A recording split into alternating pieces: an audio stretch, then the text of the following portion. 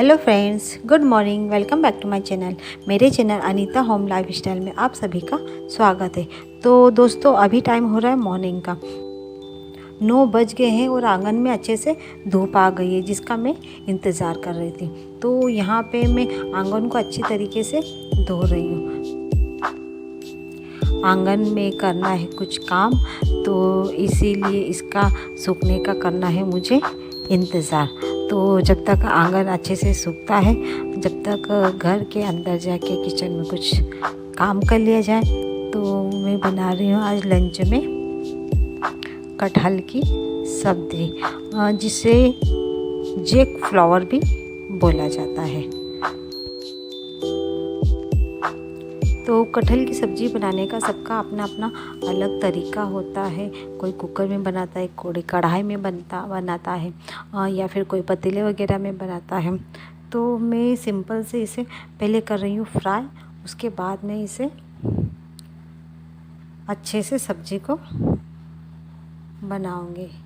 तो सब्ज़ी बनाने के लिए रखिए कढ़ाई, उसमें ऐड करूँगी ऑयल, कुछ खड़े मसाले, तेज़पत्ता, ज़ीरा और बेसिक से मसाले जो मैंने मिक्सर में ग्राइंड करके डाले हैं।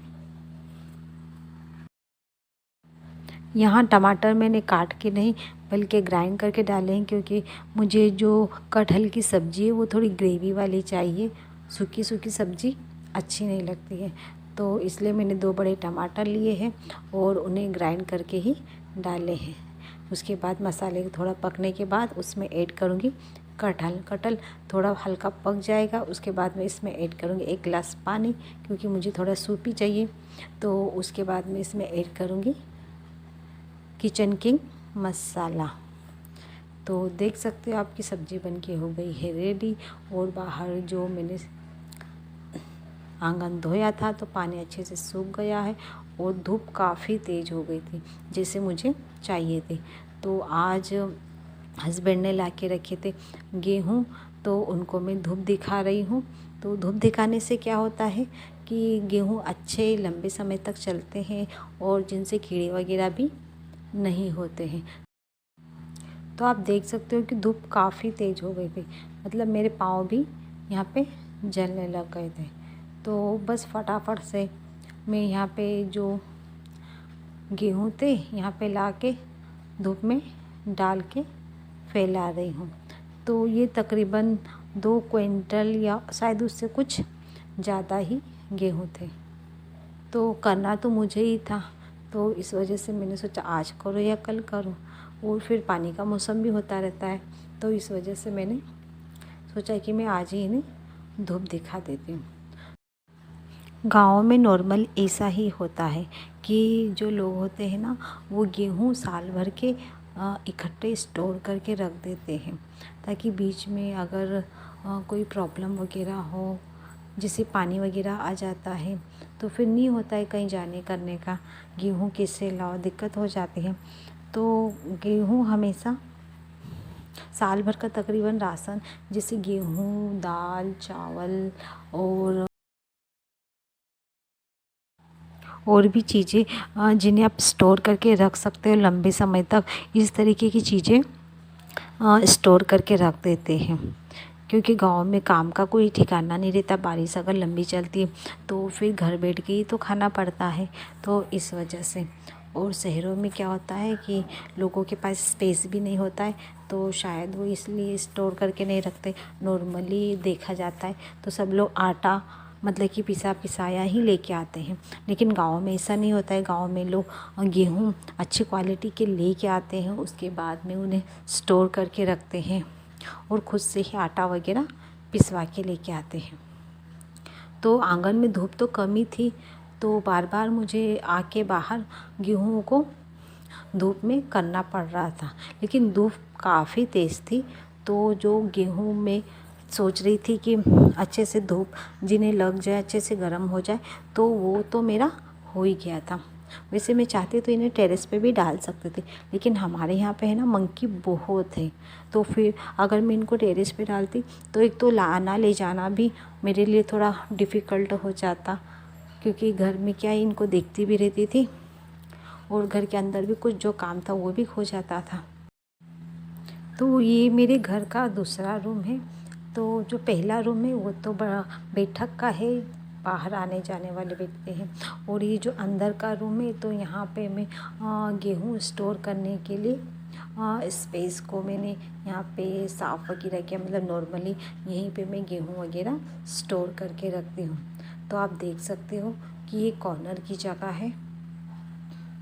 तो यहाँ पे मैं अच्छे से पोछा वगैरह लगा रही हूँ, क्योंकि पहले भी यहीं पे मैं स्टोर कर किया हुआ था, लेकिन यहाँ पे कुछ मैंने सामान दूसरा जो था वो रखा था, तो वो सामान को मैंने पहले हटाया और अब यहाँ पे पोछा लगा के इसे अच्छे से क्लीन करूँगी।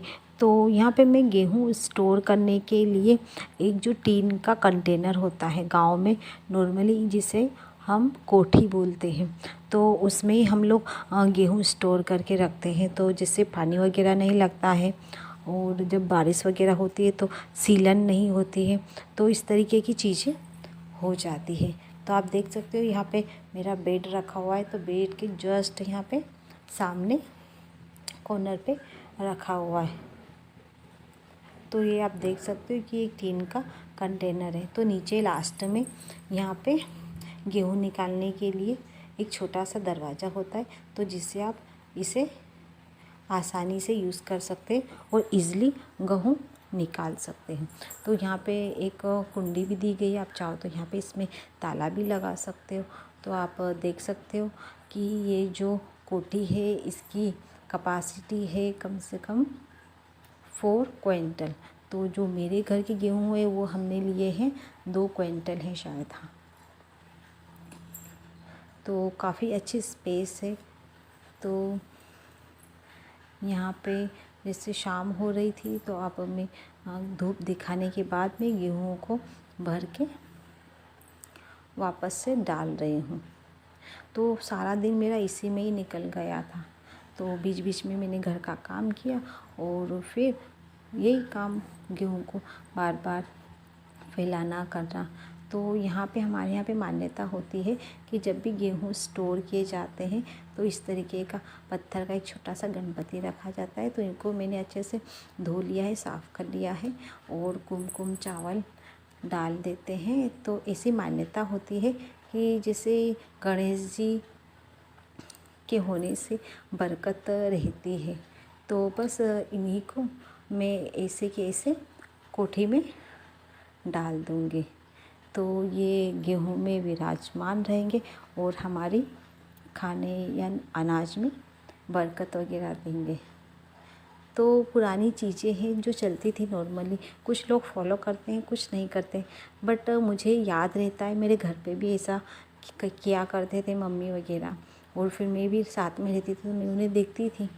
तो चीज़ें याद रहती है तो कर लेते हैं, नहीं तो नहीं भी सही। बट मैं हमेशा जब से मैं रह रही हूँ सेपरेटली तो तब से ही मैं इसी तरीके से गेहूँ स्टोर करती हूँ।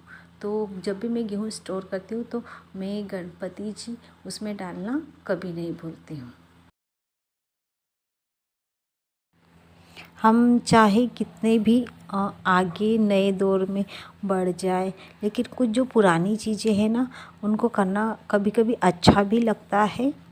और कभी कभी मतलब कि ये चीज़ें हैं जो होती है ना हमें अपने कल्चर से जोड़ के रखती हैं। इस तरीके की चीज़ें जो पुरानी चीज़ें कुछ होती है, हालांकि ऐसा नहीं होता है, बहुत सी चीज़ें ऐसी होती है जिन्हें अवॉइड भी करना चाहिए और लाइफ में आगे बढ़ना चाहिए, लेकिन कुछ जो मान्यताएं होती है जो हमें अपनी जड़ों से बांधे हुए रखती है, तो इस तरह की चीज़ों को हमें एक्चुअली भूलना नहीं चाहिए। हमें नहीं भूलना चाहिए कि हम किस कल्चर से बिलोंग करते हैं, हमारा कल्चर क्या है, हमारे वैल्यूज़ क्या है। तो ये जो चीज़ें हैं, ये जो चीज़ें होती हैं आप इन्हें फॉलो करो या ना करो, बट आई थिंक आप इन्हें डिसरिस्पेक्ट कभी मत करिएगा कि ये चीज़ें गांव की है, गांव में ऐसे ही चलता है। तो शाम का समय हो गया था और पानी भी थोड़ा हल्का हल्का सा, मतलब छाँव पूरी तरीके से हो गई थी, कहीं पे भी उजाला नहीं दिख रहा था। तो जैसे जैसे शाम हुई थी वैसे वैसे मतलब कि मुझे बहुत डर लग रहा था कि पानी अगर आ जाएगा तो मेरी सारी मेहनत पे पानी फिर जाएगा। तो हस्बैंड काम पे गए हुए थे, मदद नहीं कर सकते थे, तो इस वजह से मैं ही अकेले ही ये सब काम कर रही थी। हालांकि अगर वो घर पे होते तो हेल्प हो ही जाती। तो पहले तो मैंने स्टील के छोटे से बर्तन से गेहूँ डालना स्टार्ट किया। फिर बाद में रियलाइज़ किया कि अगर मैं इतने छोटे बर्तन से गेहूँ डालूँगी तो गेहूँ तो बहुत सारे हैं, तो डालने में बहुत टाइम लग जाएगा। तो बस मैंने फटाफट से क्या किया कि थैलियों में ही गेहूँ भरना स्टार्ट किया। तो जितना मैं उठा सकती थी उतने ही मैंने गेहूँ उसमें डालना शुरू किया। तो जैसे जैसे गेहूँ डालते गई वैसे स्पीड थोड़ी स्लो ज़रूर होती गई, लेकिन जैसे भी हो मैंने अकेले ने ही सारा काम हैंडल कर लिया था। तो बच्चे जो थे वो बाहर खेल रहे थे, तो मैं साथ में बच्चों को भी देखती जा रही थी और अपना काम भी करते जा रही थी। तो दिन भर आज मेरा बहुत बिजी गया, मतलब कि बीच बीच में गेहूं को भी देखना और फिर घर का काम भी हैंडल करना था। तो आज पूरा ही दिन मेरा बहुत बिजी गया था। तो अगर आपको मेरी मेहनत दिखाई दी हो तो, और साथ में वीडियो भी शूट करना था, तो अगर आपको मेरी मेहनत दिखाई दी हो तो वीडियो को लाइक करें, शेयर करें और सब्सक्राइब करें। बेल आइकन को प्रेस करना ना भूलें। Thank you for the watching.